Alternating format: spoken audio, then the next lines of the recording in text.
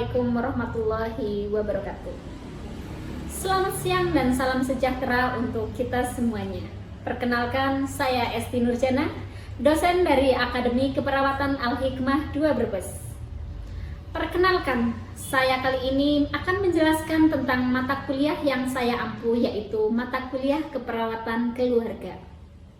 Video ini dibuat dengan tujuan untuk memenuhi salah satu persyaratan sertifikasi dosen tahun 2024, yaitu pernyataan diri dosen dalam unjuk kerja Tridharma Perguruan Tinggi atau PDD UKT-PT, khususnya di aspek pengajaran.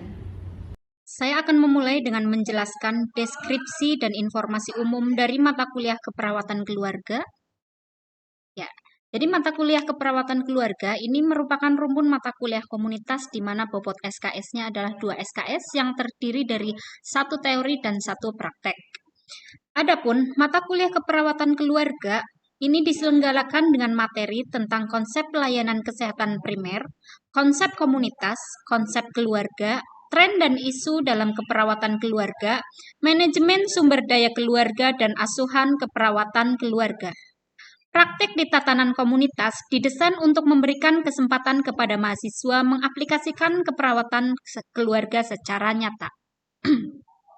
Adapun capaian pembelajaran yang dibebankan pada mata kuliah ini, yang pertama, menguasai konsep asuhan keperawatan klien dalam rentang sehat sakit pada berbagai tingkat usia, mampu memberikan asuhan keperawatan kepada individu, keluarga, dan kelompok, baik sehat, sakit, dan kegawat daruratan, dengan memperhatikan aspek biopsiko-sosiokultural dan spiritual yang menjamin keselamatan klien sesuai standar asuhan keperawatan.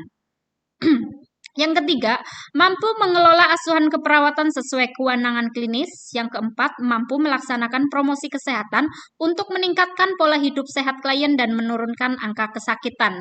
Yang kelima, menyelesaikan pekerjaan berlingkup luas dengan menganalisis data serta metode yang sesuai dan dipilih dari beragam metode yang sudah maupun belum baku dan dengan menganalisis data. Yang keenam, menunjukkan kinerja dengan mutu dan kuantitas yang terukur. Yang ketujuh, memecahkan masalah pekerjaan dengan sifat dan konteks yang sesuai dengan bidang keahlian terapannya, didasarkan pada pemikiran logis dan inovatif, dilaksanakan dan bertanggung jawab atas hasilnya secara mandiri. Adapun capaian pembelajaran mata kuliah, yaitu yang pertama, mampu mengidentifikasi latar belakang perlunya keperawatan keluarga. Yang kedua, memahami paradigma pemahaman konsep keperawatan keluarga. Yang ketiga, memahami konseptual model praktik keperawatan keluarga. Yang keempat, mampu melakukan peran dan fungsi perawatan keluarga. Yang kelima, mampu melakukan pengkajian keperawatan keluarga. Yang keenam, mampu merumuskan diagnosis keperawatan keluarga. Yang ketujuh, mampu membuat perencanaan asuhan keperawatan keluarga. Yang kedelapan, mampu melakukan strategi dalam melakukan implementasi keperawatan keluarga. Dan 9, mahasiswa mampu melakukan evaluasi serta dokumentasi asuhan keperawatan keluarga. Adapun referensi yang digunakan di sini, untuk referensi utamanya ada dari Friedman tahun 1998 dengan bukunya Family Nursing Research Theory and Practice 4th Edition dari Appleton and Ledge, USA, dan masih ada beberapa buku yang lainnya. Kemudian referensi pendukungnya yaitu dari SDKI, SLKI, SIKI, dari DPP, PPNI, kemudian buku Keperawatan Keluarga, Pendekatan Komprehensif dalam Perawatan Kesehatan Keluarga, karya Restu Iriani dan kawan-kawan 2023, penerbit Kepres, dan juga beberapa referensi lainnya.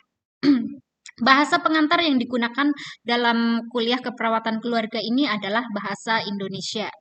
Nah, adapun sistem pembelajaran pada keperawatan keluarga ini dengan menggunakan metode pembelajaran aktif yang mengutamakan peran dan keaktifan mahasiswa, yaitu pembelajaran kolaboratif, diskusi kelompok, dan penugasan berupa studi kasus. Pembelajaran mata kuliah keperawatan keluarga dilakukan selama 16 pekan, di mana 7 pekan pertama adalah sebelum penilaian tengah semester dan 1 pekan penilaian tengah semester, 7 pekan berikutnya sebelum penilaian akhir semester, dan 1 pekan saat pekan evaluasi akhir semester. Adapun metode pembelajaran pada mata kuliah keperawatan keluarga ini bergantung dari materi yang akan disampaikan. Misalkan pada pertemuan pertama di sini ya, di sini penjelasan RPS, di sini bentuk kuliahnya adalah ceramah, kemudian pertemuan kedua yaitu menjelaskan konsep pelayanan kesehatan primer. Di sini metodenya adalah ceramah dan diskusi interaktif. Kemudian setelah ini penilaian tengah semester ini lebih berfokus kepada diskusi kelompok karena di sini fokusnya adalah pembuatan asuhan keperawatan yang terdiri dari 5 proses keperawatan yaitu pengkajian, kemudian diagnosis keperawatan, intervensi, implementasi dan evaluasi sehingga mahasiswa di sini diberikan tugas untuk dapat menjalankan atau mendiskusikan tentang case study. Jadi untuk setelah UTS di sini banyak sekali tugas diskusi dan praktikum serta presentasi. Nah, evaluasi pembelajaran mata kuliah keperawatan keluarga ini didapatkan dari kuis interaktif, kehadiran, penugasan, diskusi kelompok, nilai PTS dan nilai PAS atau penilaian akhir semester, di mana penilaian didasarkan pada keaktifan anggota kelompok dan penulisan makalah. Penilaian PTS dilakukan dengan rubrik multiple choice, sedangkan penilaian PAS dilakukan menggunakan rubrik essay. Adapun pembobotan pada evaluasi yaitu untuk kehadiran 10%, PTS 25%, diskusi dan penugasan 25%, dan penilaian akhir semester sebanyak 40%. Jadi total pembobotan adalah semuanya 100%. Demikian informasi yang dapat saya sampaikan untuk mata kuliah keperawatan keluarga di Akademi Keperawatan Al-Hikmah 2 Brebes. Berikutnya merupakan cuplikan dari hasil pembelajaran yang saya lakukan tatap muka di kelas. Selamat menyaksikan. Assalamualaikum warahmatullahi wabarakatuh. Waalaikumsalam warahmatullahi wabarakatuh. Selamat siang teman-teman semuanya. Siang. Kok pada lemes ya? Udah pada makan siang kan? Kan? Nah, baiklah, alhamdulillah kalau sudah pada makan siang, yang belum makan siang habis ini langsung makan siang ya. Oke, kita berkumpul siang hari ini mata kuliah apa? Perawatan keluarga. Kalau sekali perawatan keluarga ya, bias ya, nggak ngantuk kan? Perawatan keluarga hari ini. Baiklah, sebelum kita mulai pembelajaran hari ini biar semuanya itu menjadi barokah ilmunya, marilah kita berdoa terlebih dahulu. Berdoa dipersilakan.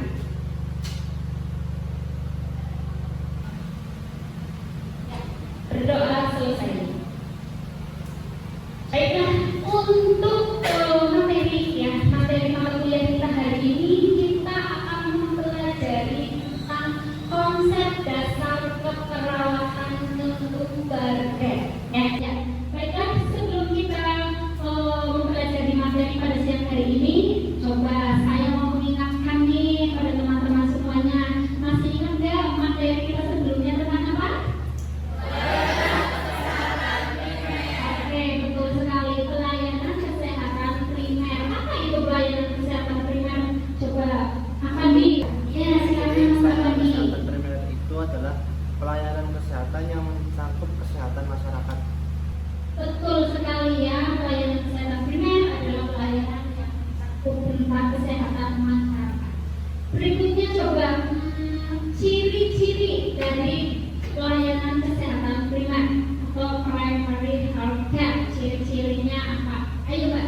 Oke, silakan Mbak Umi. Ciri pelayanan kesehatan primer itu pelayanan yang utama dan intim dengan masyarakat. Ya, betul sekali. Ciri-cirinya ya adalah pelayanan yang utama dan intim dengan masyarakat. Jadi, keluarga itu kan kelompok individu ya, di mana diperlakukan masyarakat sebagai suatu kesatuan. Bagaimana sih kita sebagai perawat komunitas itu dapat mengelola kesehatan keluarga, yang mana kesehatan keluarga itu nanti berimbasnya kepada kesehatan masyarakat atau kesehatan komunitas. mayoritas. Ya. Nah, adapun keluarga itu berfungsi memenuhi kebutuhan anggota keluarganya. Dimana kalau anggota keluarga dewasa berarti keluarga itu menstabilkan kehidupan orang-orang dewasa, dan untuk anak-anak itu keluarga memfasilitasi pertumbuhan dan perkembangan anak-anak. Itu pembahasan definisi keluarga. Nah, menurut teman-teman di sini semua, definisi atau pengertian dari keluarga itu apa sih? Coba siapa yang mau berkata? Oke, Desi, silakan Desi.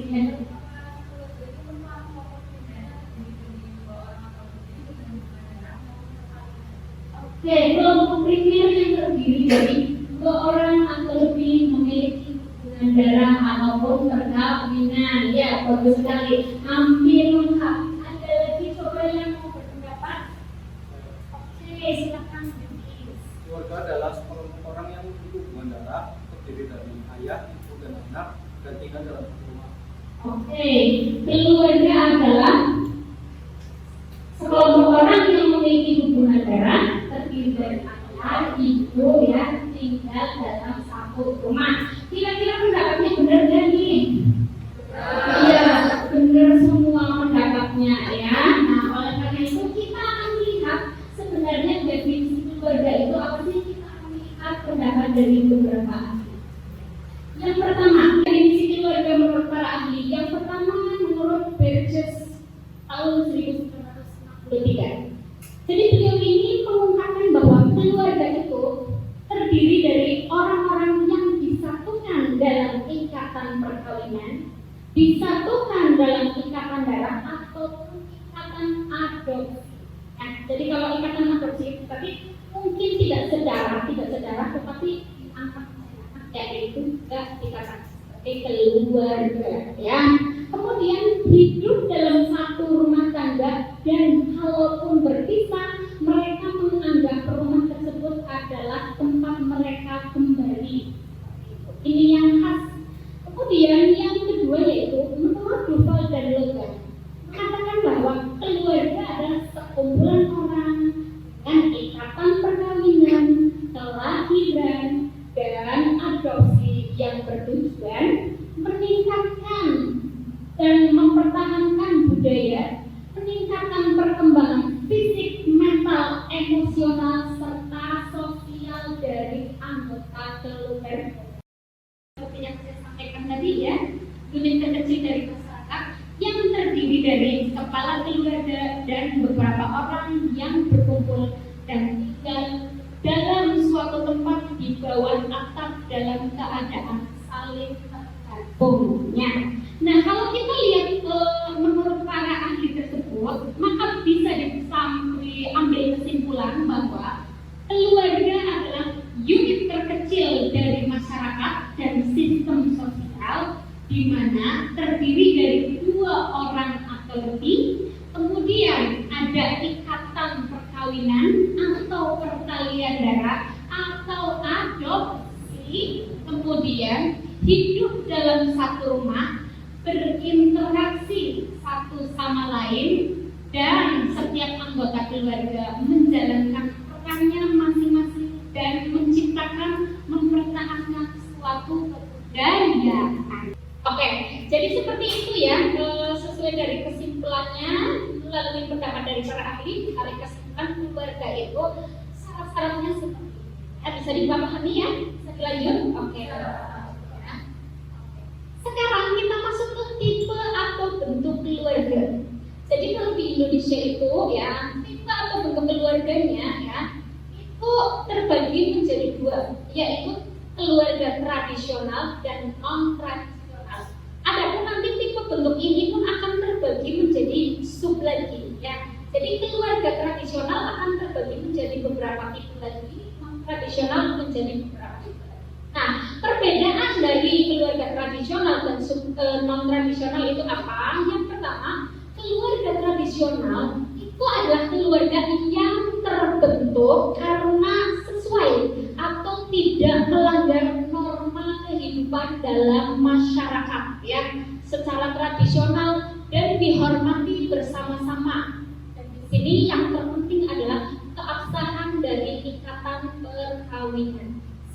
Sedangkan keluarga non tradisional itu keluarga yang pembentukannya itu tidak sesuai atau dianggap itu melanggar norma kehidupan seperti itu. Tapi anak-anaknya udah pada mapan, udah pada punya rumah masing-masing, ada kan? Nah, kalau seperti itu berarti dia kalau di family kemudian hidup terus kan menjadi ya menua, jadinya namanya keluarga pasangan. Kemudian keluarga orang dewasa bujangan atau single adult living alone. Nah, jadi ini keluarga yang terdiri dari satu orang dewasa saja, baik itu laki-laki maupun perempuan yang tinggal dan hidup sendiri. Jadi di kartu keluarganya kakaknya cuma dewek kan, kayak gitu ya. Mungkin nggak menurut kalian? Mungkin ya. Contohnya ya, misalkan ayah ibunya sudah tidak ada, kakak-kakaknya sudah menikah, pasti kan bikin kakak sendiri-sendiri.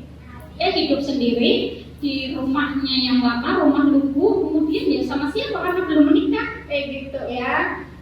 Single namanya, paham ya? Baik itu laki-laki maupun. Nah, untuk keluarga tradisional paham? Ya, kita lanjut ke berikutnya yaitu keluarga non tradisional. Tadi apa keluarga non tradisional? Keluarga yang terbentuk karena tidak sesuai dengan norma. Nah, oleh karena itu ini contohnya yang pertama keluarga yang hidup bersama atau commune family. Nah, ini keluarga yang terdiri dari pria, wanita, dan anak, tapi anak tersebut tidak berasal dari hasil ikatan pernikahan yang sah. Jadi kumpul tapi tidak menikah. Ini kan melanggar norma ya, makanya dikatakan keluarga non tradisional. Kemudian keluarga orang tua tunggal tanpa menikah. Nah, ini bedanya dengan single parent. Kalau single parent family tadi kan salah satu orang tua ya, baik itu ayah atau yang tinggal bersama anaknya. Kalau ini juga sama, tinggal bersama. Bedanya adalah anak yang dilahirkan tersebut bukan hasil pernikahan yang sah. Anda, apakah mungkin seperti itu? Mungkin sangat banyak sekali gitu hal-hal seperti itu. Oleh karena itu peran keluarga yang pertama peran ayah. Nah, ini kan calon-calon ayah semuanya ya. Nah, ini perlu diketahui nih karena kalian calon ayah, kalian harus tahu ini sebenarnya perannya apa sih. Yang pertama ya, itu kan pasti suami ya, suami dari istri dan ayah dari anak-anak kayak gitu kan. Nah, ayah itu yang pertama tentunya sebagai pencari nafkah. Ya. Ini didasarkan atas budaya Indonesia juga ya, bahwa laki-laki itu memiliki kewajiban mencari nafkah. Yang kedua yaitu ayah sebagai pendidik. Mereka sebenarnya harusnya apa? Jadi anak-anak itu melaksanakan peranan psikososial sesuai dengan tingkat perkembangannya, baik fisik, mental, sosial, dan spiritual. Maksudnya adalah anak-anak tersebut berperan ya selayaknya anak, diantaranya adalah menghormati orang tua, menyayangi keluarga, menyayangi kakak adik, seperti itu kan. Dan juga dia juga berperan sebagai anggota masyarakat juga ya. Sampai sini paham ya? Bisa dilanjut ya. Nah, sekarang fungsi keluarga. Jadi fungsi keluarga ini merupakan hasil atau konsekuensi dari struktur keluarga. Kira-kira fungsi keluarga itu apa ya? Begitu ya. Ini sinkron dengan video yang waktu kita putar pertama kali. Yang pertama ya.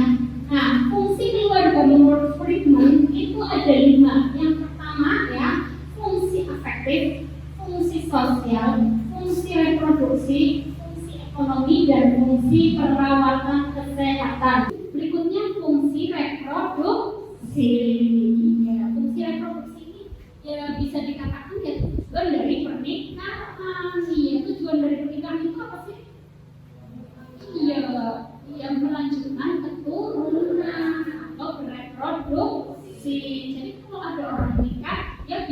anak, biar punya keturunan seperti itu. Ya, lanjutnya. Kemudian berikutnya adalah fungsi ekonomi. Nah, fungsi ekonomi ini kurang lebihnya sejalan dengan kebutuhan hidup. Nah, coba saya tanya, kalian kan kuliah ya, tapi punya penghasilan sendiri apa? Kira-kira kalian selama ini hidupnya ditopang siapa? Orang tua ya, keluarga. Waktu kalian SD, siapa yang membiayai kehidupan? Orang tua, keluarga ya. Buat makan dari mana?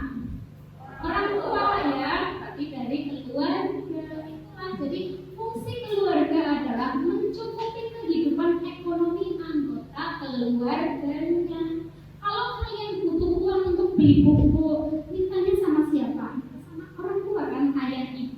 Ayah ibu bekerja buat apa sih? Ya buat anak-anaknya, buat anggota keluarganya, seperti itu. Maka dari itu itulah fungsi dari fungsi ekonominya. Kemudian fungsi yang kelima yaitu fungsi perawatan kesehatan. Oleh karena itu keluarga memiliki fungsi perawatan kesehatan, di mana keluarga bertanggung jawab menjaga ya kesehatan anggota keluarga. Ya, nah itu menurut Friedman ada berapa tadi? 5. Apa saja yang pertama fungsi afektif, yang kedua sosial, yang ketiga reproduksi, yang keempat ekonomi, yang kelima perawatan kesehatan. Manfaat ya. Lanjut ya, itu fungsi menurut Friedman. Fungsi ini nanti yang akan muncul ketika kalian membuat asuhan keperawatan keluarga ya. Nah, ada lagi fungsi menurut BKKBN ini ada 8, tetapi yang ditulis di aspek keluarga itu yang menurut Friedman. Nah, menurut BKKBN ini kurang lebihnya sama kayak menurut Friedman ya. Ada fungsi reproduksi ya, fungsi tempat terbaik bagi kita untuk belajar tentang sebuah pengorbanan ya. Karena bisa kita bayangkan kedua orang tua kita bekerja banting tulang buat apa sih? Berkorban buat anak-anaknya, seperti itu ya. Kadang-kadang orang tua berbohong kayak gitu, berbohong pura-pura sehat padahal dia sakit demi apa? Demi untuk mencari nafkah. Oleh karena itu jangan sampai seorang anak juga berbohong pura-pura sakit biar apa? Biar tidak sekolah. Ya silakan Lia. Pada tahap perkembangan keluarga yang kelima, keluarga dengan anak, itu bagaimana tipsnya untuk mengatasi remaja yang suka memberontak? Tahap perkembangan keluarga kelima tadi ya. Bagaimana tips cara menangani anak yang suka memberontak? Iya. Kan secara teori juga remaja itu suka memberontak. Apa seperti itu? Karena remaja itu tidak suka dikekang ya. Kemudian remaja juga merasa dirinya itu sudah besar, sudah bisa apa Pak? Ya enggak? Padahal kalian kan belum tentu hal-hal tersebut bisa kalian lakukan. Karena remaja itu setengah matang, ibaratnya itu ya anak-anak tapi udah besar kayak gitu. Jadi memang sangat wajar sekali. Oleh karena itu, untuk mengatasi psikologis remaja yang seperti itu, maka caranya adalah orang tua harus dapat menjadi teman bagi remaja, tapi bertanggung jawab terhadap tugas. Gitu ya, paham ya? Apakah ada pertanyaan lagi? Silakan. Tidak ada, udah cukup ya. Oke, nah ini makalah ini itu dipecahkan per kelompok. Adapun kelompoknya sesuai dengan itu aja pembagian kelompok yang kemarin aja ya. Kemudian untuk sistematikanya sudah saya bagi ya, itu sudah ada di lampiran di RPS yang saya berikan pada pertama. Untuk tugasnya apakah sudah paham semuanya? Nanti ini tugasnya disertai dengan itu ya, artikel-artikel ataupun meeting dari koran kayak gitu, baru kalian bahas kayak gitu. Paham ya? Nah, tugasnya dikumpulkan kapan? Minggu depan. Ya seperti itu. Oke, jadi kesimpulan yang bisa kita ambil dari materi hari ini adalah sekumpulan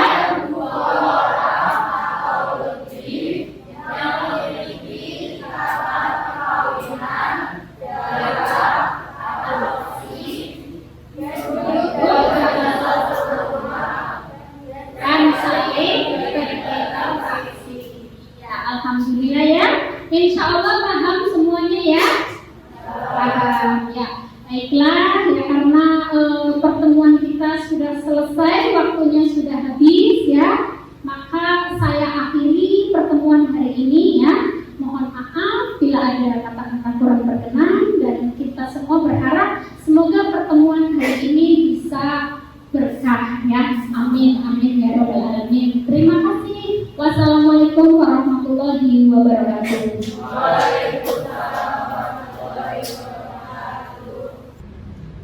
Demikian deskripsi singkat serta cuplikan proses pembelajaran dari mata kuliah keperawatan keluarga yang saya ampu. Semoga dapat memberikan gambaran mengenai kinerja pengajaran yang saya lakukan, khususnya di mata kuliah keperawatan keluarga. Saya mengucapkan terima kasih kepada seluruh tim dan tim panitia sertifikasi dosen SMART tahun 2024, khususnya Direktorat Sumber Daya Kemendikbudristek Indonesia. Tidak lupa juga saya mengucapkan terima kasih kepada seluruh sivitas akademik Akademi Keperawatan Al-Hikmah 2 Brebes, rekan sejawat dosen, serta seluruh mahasiswa. Demikian yang dapat saya sampaikan. Atas semua kekurangan dari saya memohon maaf yang sebesar-besarnya. Terima kasih. Wassalamualaikum warahmatullahi wabarakatuh.